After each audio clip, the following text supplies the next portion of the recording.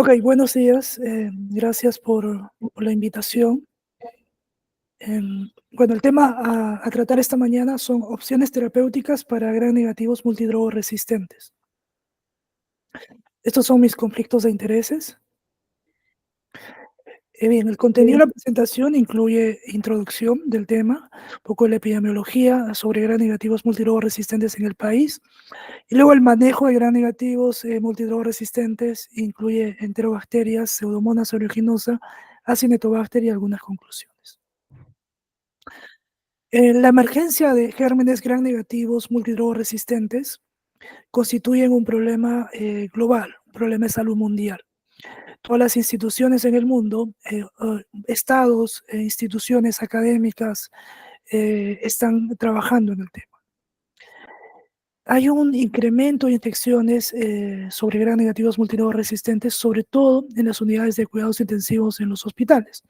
Y esto está pasando también a los diferentes servicios.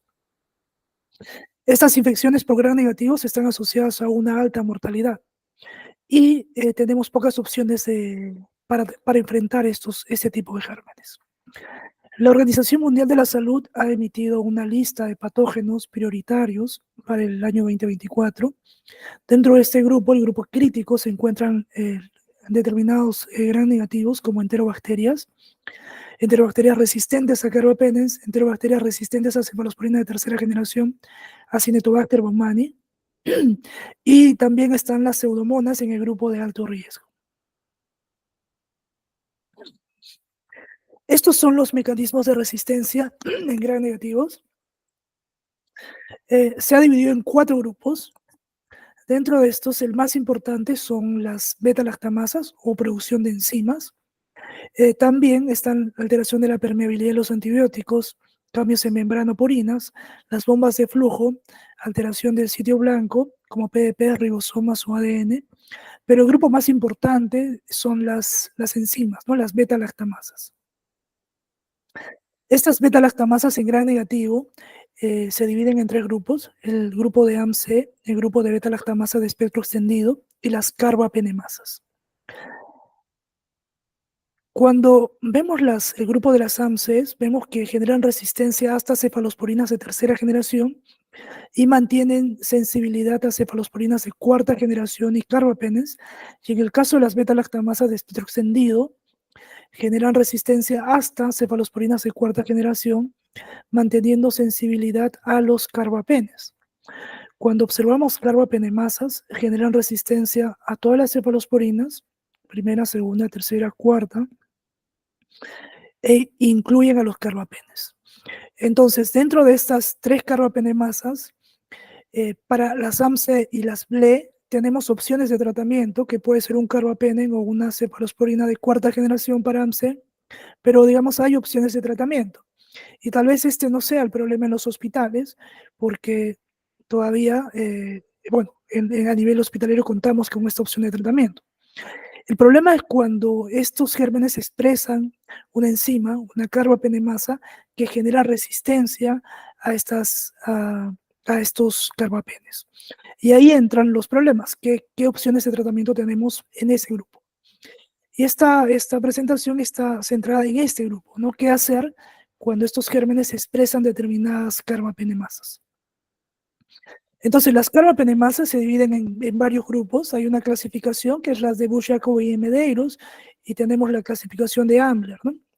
En esta clasificación de Ambler, que se divide en el grupo A, el grupo B y el grupo D, vemos los diferentes tipos de carbapenemasas, ¿no? Por ejemplo, en la primera tenemos carbapenemasas tipo KPC, que generan resistencia a cefalosporinas, generan resistencia a Stronan, incluidos los carbapenes.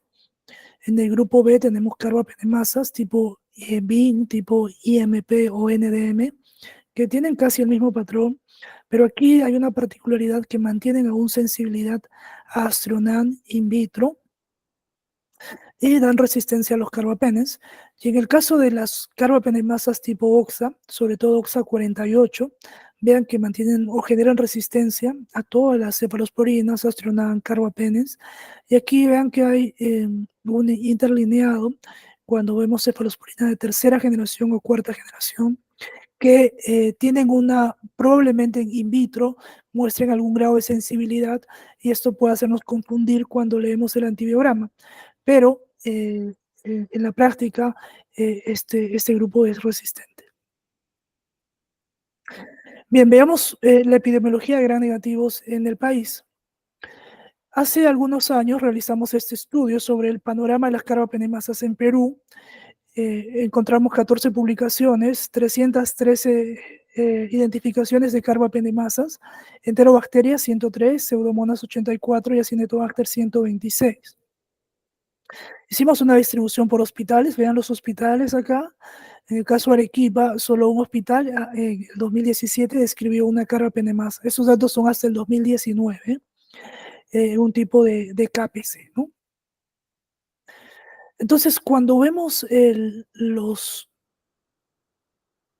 las carbapenemasas, en el caso de las enterobacterias, sobre todo centrados en Klebsiella pneumoniae, vemos que el que predomina en base a esta revisión es NDM con 44 casos versus KPC con 27 casos. Entonces, lo que demostramos acá, o lo que se mostró en este estudio, es que habían más carbapenemasas tipo NDM en Klebsiella pneumoniae. Ok, cuando vemos ya los otros grupos, Acinetobacter y Pseudomonas, en el caso de Acinetobacter baumannii, eh, fuera de Lima, solo Loreto reportó unos casos. Y aquí básicamente estaban centrados en OXA23 y OXA24, ¿no? Como las carbapenemasas más importantes.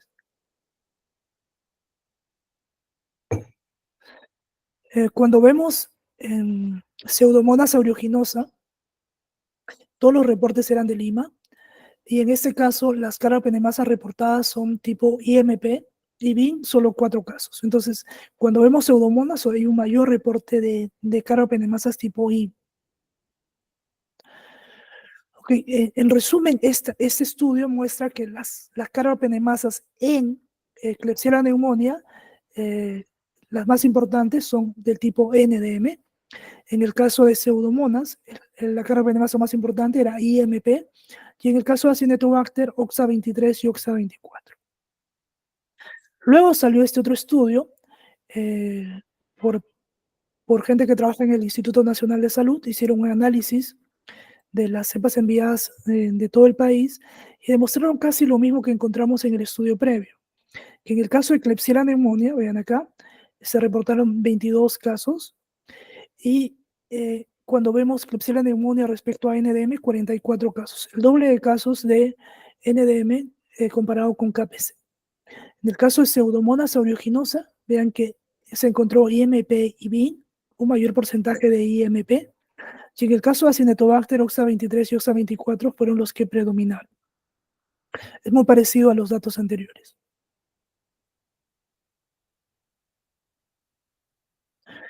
En el hospital donde trabajo, el Hospital Loaiza, hicimos una investigación sobre qué carbapenemasas están circulando en Pseudomonas aeruginosa y Klebsiella pneumoniae. Utilizamos una prueba inmunocromatográfica que se llama CORIS, que detecta 5 carbapenemasas: OXA48, KPC, NDM, BIN, IMP. Incluimos 100 casos, 50 pseudomonas y 50 Klebsiella pneumonias. Vean aquí que las pseudomonas aeruginosas y las Klebsiella pneumonias estaban principalmente en las unidades de cuidados intensivos, casi un 70%. Tenían una estancia hospitalaria prolongada. El mayor número eran en casos de neumonía y había un porcentaje considerable de infecciones por COVID. Cuando vemos Klebsiella pneumoniae, la carbapenemasa que predomina es tipo NDM en el 90% de los casos, 45 casos que corresponden al 90%, y solo 2 mostraron KPC. Entonces, el 90% de los casos de Klebsiella pneumoniae resistentes a carbapenes se detectó que eran tipo NDM. Y cuando vimos Pseudomonas aeruginosa, un porcentaje de 18% eran IMP, 14% BIN, y que tenían ambas carbapenemasas, tanto BIN como IM, era un 4%. Lo interesante fue que de estos gérmenes resistentes a carbapenes, 64% no mostraron una detección de estas carbapenemasas. ¿no? Pero si sumamos estos, son más o menos el 36% que sí tenían carapanemasas. Entonces, este es un dato interesante porque las pseudomonas, a diferencia de las klebsielas, expresan un menor porcentaje de carapanemasas que probablemente otros mecanismos de resistencia o la combinación de estos mecanismos como porinas, bombas de flujo o otras beta-lactamasas tipo BLEO-AMSE sean expresadas y generen resistencia hacia los carbapenems. Bien, ahora veamos el manejo. Para el manejo han salido algunas publicaciones, voy a centrarme en 4 guías. Esta es la guía europea sobre el manejo de gram negativos multidrogoresistentes. Esta es la guía china sobre el igual manejo de gram negativos resistentes a carbapenes. Luego está la Sociedad Americana, que hizo una actualización el 2023 sobre igual el manejo de gram negativos multidrogoresistentes. Y en Latinoamérica salió este consenso de la Asociación Colombiana de Infectología sobre igual el manejo de gram negativos multidrogoresistentes. En base a estas 4 guías voy a intentar responder las preguntas que tenemos sobre el manejo de estos gérmenes. Empecemos con enterobacterias resistentes a carbapenes. Bien, lo que enfrentamos en los hospitales, bueno, en el hospital donde trabajo, esto es algo rutinario, ya tenemos klebsielas, neumonias resistentes a casi todos los antimicrobianos, ¿no? Por suerte, en algunos casos les hacemos una prueba de CORIS, que es una prueba inmunocromatográfica, para detectar el tipo de carbapenemasa que tiene este germen. Por ejemplo, acá se detectó que tenía KPC, ¿no? Marcala acá, eso sí corresponde a una KPC, es una Klebsiella pneumoniae productora de KPC. Luego tenemos estos otros casos, que es una Klebsiella pneumoniae, igual resistente vean, a muchos antibióticos, y aquí se detectó que tenía una OXA48, ¿no? Una carbapenemasa tipo OXA48. Luego tenemos esta otra Klebsiella pneumoniae, que aquí detectamos una carbapenemasa tipo NDM. Entonces, en los casos de Klebsiella pneumoniae, ven que hay varias carbapenemasas que se diferencian y que es útil tener una detección de carbapenemasas para dirigir el tratamiento, porque es diferente tratar un tipo de carbapenemasa, que, por ejemplo, como NDM o KPC, en ese tipo de gérmenes, ¿no? Es por eso que se hace necesario que los hospitales puedan contar con detección de carbapenemasas en este tipo de gérmenes. Entonces, ¿cuál es el abordaje terapéutico para este tipo de infecciones, ¿no? Productores de carbapenemasas como KPC, OXA48 o NDM en el caso de enterobacterias. En esta tabla de ITSA, que es la versión anterior de la guía ITSA, resume el manejo para este tipo de gérmenes. Por ejemplo, dice si tiene una carbapenemasa tipo KPC, una enterobacteria que tiene KPC, la indicación es ceftazidima avibactam sola, o meropenem baurbactam, o imipenem cilastatina relevactam. O sea, si tiene una KPC, cualquiera de estas opciones funciona. Si tiene una OXA48, ¿no? Ceftazidima avibactam es la indicación. Pero si tiene una metalobeta-lactamasa, aquí hay otras indicaciones, y es ceftazidima avibactam más astronam o cefiderocol. Entonces, esto resume o responde a la pregunta que dice de qué antibióticos usar para cada escenario, para cada tipo de carbapenemasa. Para KPC, están acá, para NDM una combinación de antibióticos o cefiderocol, y para OXA48, ceftazidima avibactam. La guía europea te sugiere algo parecido, ¿no? Si te dice, si tiene metalo-beta-lactamasas, o sea, enterobacterias productoras de metalo tipo NDM, sugiere utilizar Astronam más ceftazidima avibactam. En el caso de la guía china, tiene la misma consideración. Si tienes enterobacterias resistentes a carbapenes productoras de metalo tipo NDM, usar la combinación de ceftazidima avibactam más Astronam. Ok, ¿qué hay respecto a estos casos sobre el uso de colistina o polimixina B, que es lo que usamos generalmente en los hospitales, ¿no? Las guías sugieren que debe evitarse tratar estos gérmenes que producen carbapenemasas con colistina. Y colistina utilizarlo solo en casos de infecciones de tracto urinario bajo, tipo cistitis, porque tiene una eliminación renal y ahí cubre el germen, ¿no? Entonces, la sugerencia es no usar colistina o polimicina B en esos escenarios, porque se supone que hay otras opciones de tratamiento, ya que la respuesta que tenemos con colistina no es adecuada. Ok, ahora veamos Pseudomonas aeruginosa.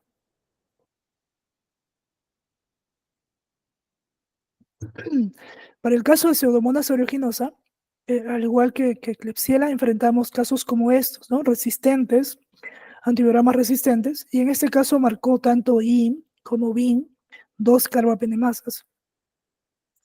Las pseudomonas las vamos a ver en dos grupos, ¿no? Las pseudomonas aeruginosas que producen carbapenemasas y las pseudomonas aeruginosas que son resistentes a carbapenes pero que no producen carbapenemasas. Son dos grupos que las guías hacen una diferencia. En este caso, esta es una pseudomonas aeruginosa que produce carbapenemasas que tiene INHIBI. Entonces, ¿qué hacer frente a estos casos? Todas las guías sugieren que la indicación para estas pseudomonas oleaginosas que producen carbapenemasas, la indicación es cefiderocol. No tenemos estas otras opciones para tratar este germen. Ahora, cefirocol no lo tenemos en el país, tampoco está en Latinoamérica y es un poco difícil que pero la única indicación al momento para tratar este tipo de pseudomonas productores de carbapenemasas, tipo IN y BIN, es cefiderocol. Eh, las guías se manifiestan de esa manera y la única guía que nos da alguna pauta es la guía europea que dice, te sugiere usar dos drogas que sean activas in vitro, ¿no?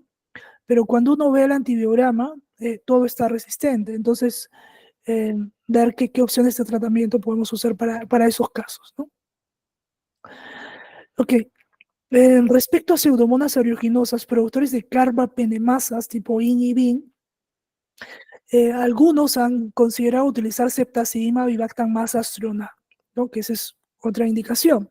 Pero cuando hacemos un análisis de la literatura sobre la combinación de ceftazidima vivactam más astrona para pseudomonas aeruginosas productoras de carbapenemasas, los estudios realizados con astronam avibactam, que son ya ensayos clínicos hasta fase 3, indican que la respuesta que hubo de ceftazidima avibactam más astronam contra Pseudomonas aeruginosa fue de menos del 10%. Cuando uno se va al estudio original, la respuesta solo fue del 6%. Entonces, lo que nos están diciendo es que para Pseudomonas aeruginosas productoras de carbapenemasas, esta combinación de ceftazidima astronam solo tiene actividad en un 6%.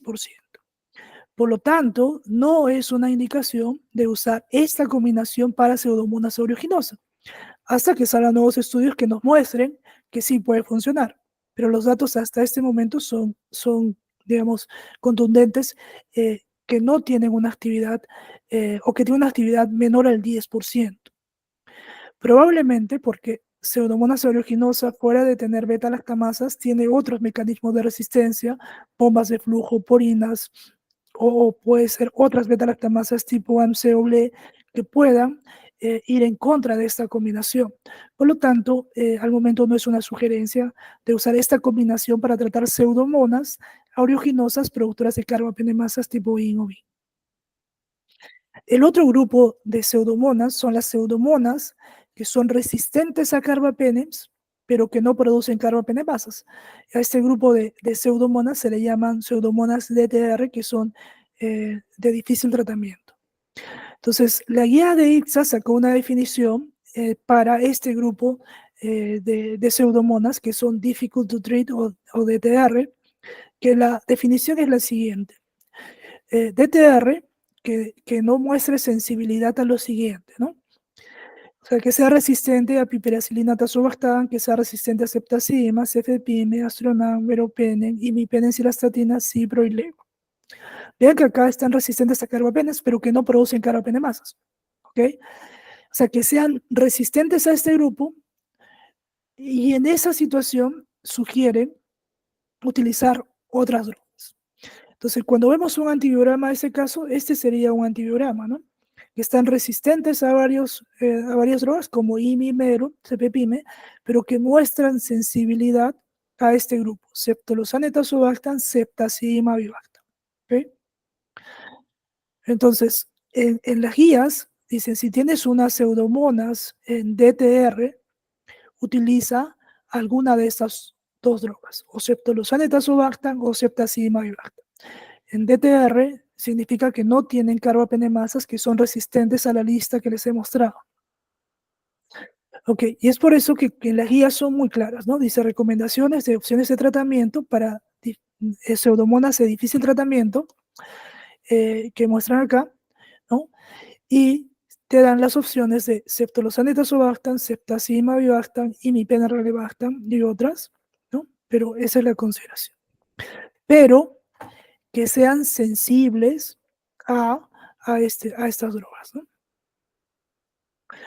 Ok, entonces, para los casos de ETR, la indicación es alguna de estas combinaciones de ceftolozane, tazobactam o ceftazidime, avibactam o imipenem, relebactam, pero tenemos que entender que esas pseudomonas no son productores de carbapenemasas. Ok, ahora veamos a Acinetobacter baumannii resistente a carbapenes. Y tal vez este sea el germen que más vemos en los hospitales, ¿no? Acinetobacter resistente a casi todos los antimicrobianos.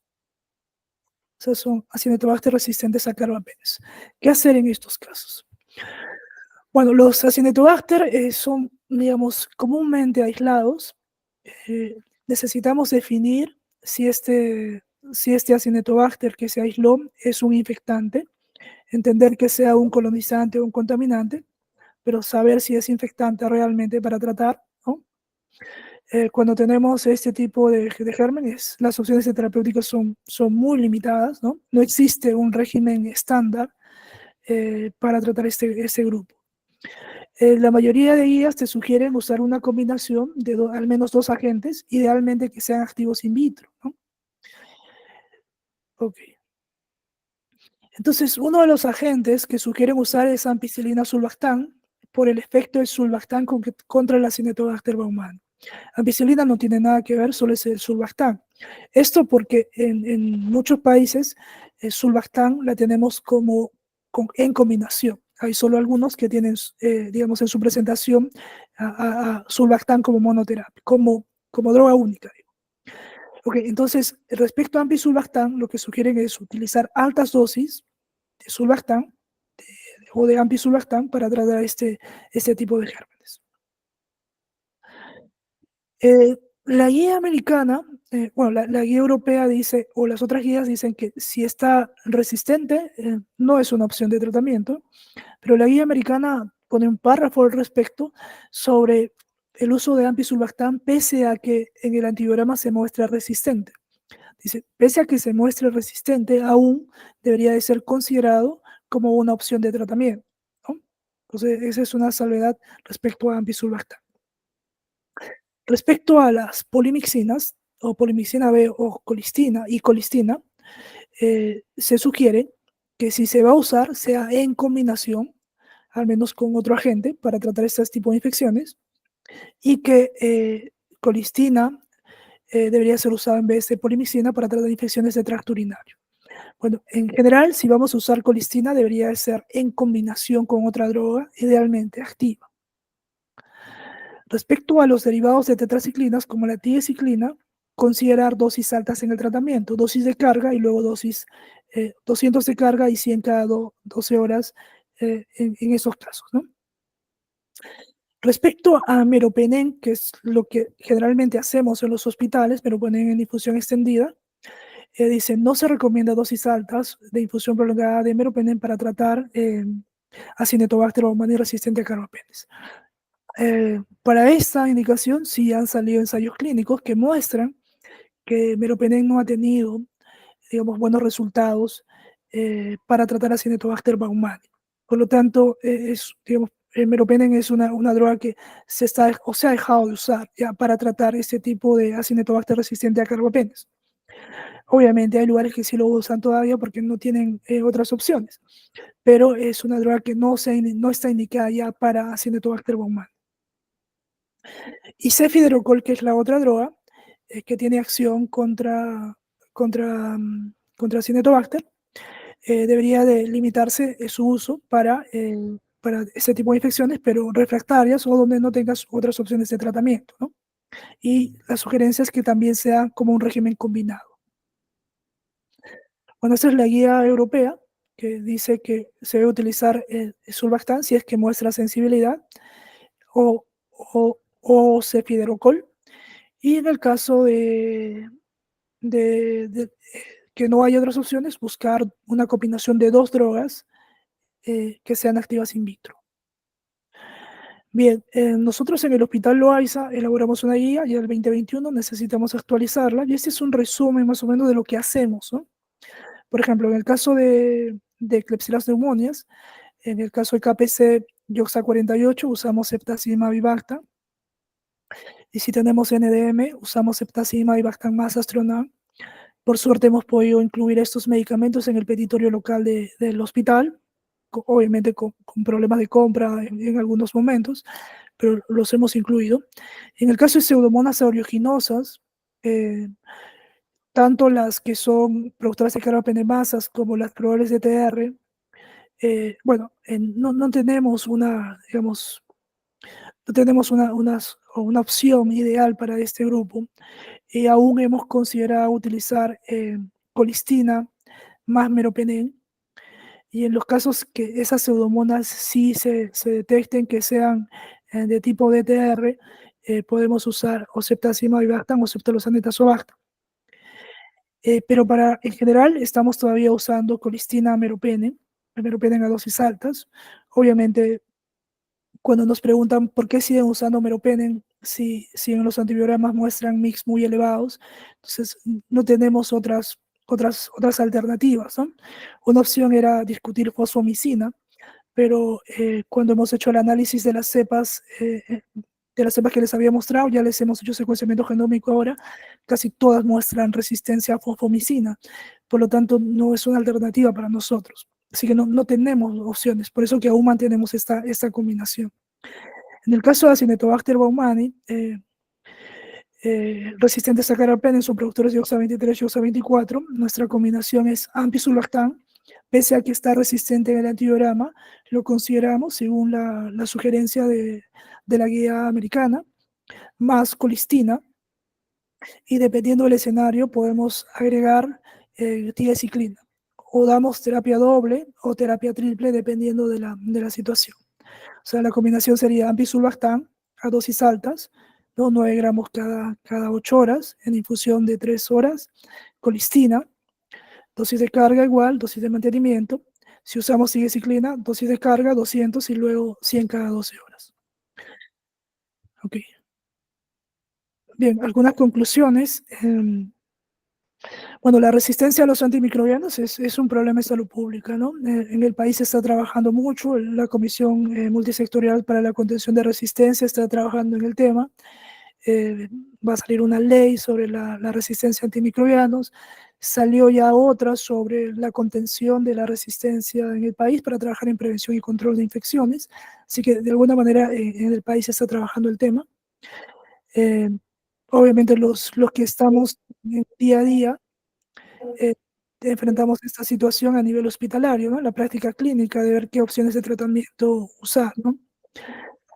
En las guías que había presentado, todas muestran una falta de evidencia respecto a algunas recomendaciones, ¿no? O sea, hay limitaciones, porque si uno quiere buscar un ensayo clínico que responda a alguna de esas preguntas, probablemente no lo encuentre. O sea, hay poca evidencia. Necesitamos acceso a los medicamentos, ¿no? Antimicrobianos, y obviamente tener nuevos antimicrobianos.